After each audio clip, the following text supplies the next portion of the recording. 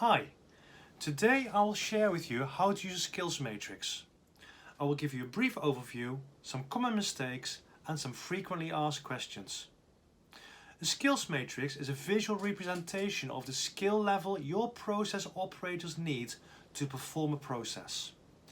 The matrix does not exist in isolation and is linked to a training matrix.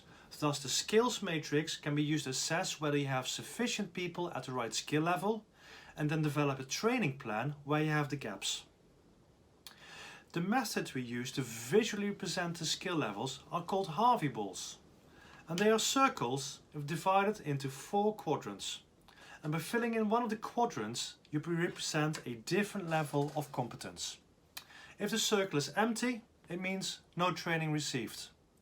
1 quadrant, training completed. 2 quadrants, can work under supervision or coaching. 3 quadrants, let me get this right, 3 quadrants can work without supervision or coaching. So 2 was with supervision, 3 is without supervision and coaching, and 4 quadrants, they can coach others in that process, also called super users.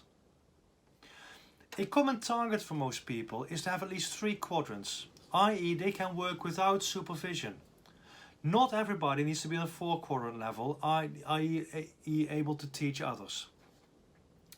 The most common way to design a skills matrix is using Excel, where the top rows are the name of the operators, the left-hand column are all the processes, and then you can use conditional formatting icon set for the Harvey Balls. If you want a copy of that template, feel free to email me, I'll send you one.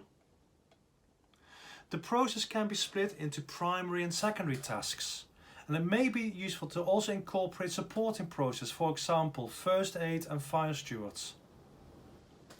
The matrix gets then filled in collaboration with your process operators, and then it's made public, typically on your performance huddle board, so that everybody can see whom to ask for help in performing a certain process.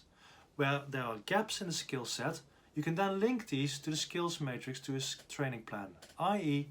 make sure that you have multi-skilled people in your primary processes, so there's backup during holiday, illness or any other reason for absence. Next, I'm going to talk about common mistakes when to use a tool and how to avoid them. I'll share 3 common mistakes. Firstly, when you keep the matrix secret, that means that people have to guess whom to approach.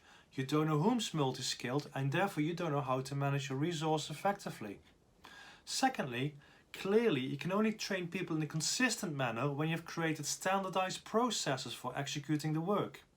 So spend time and effort with the process operators on developing robust ways of working. And finally, not keeping the skills matrix updated. It is key to ensure that the Harvey Balls are updated regularly and consistently, often by the line manager in collaboration with the process operators, to ensure continued performance improvement mindset is being developed. Let me say that again. I want to make sure that your operators have a continued performance mindset to improve the work they do. Finally, I'll talk about some frequently asked questions around the tool. First of all, confidentiality, and then about the fear of being found out by others. Now, it can be the case that you're uncomfortable sharing with your peers how good or how bad you are at executing a certain process. And therefore, this element of collaborative work has to be approached with due care and attention to people's individual well-being. So talk to your HR or to your local improvement specialist how they can help you to overcome this. So, in summary, a skills matrix is a visual tool to understand the skills of your process operators so that you have the right amount of people skilled in the right processes to the right level.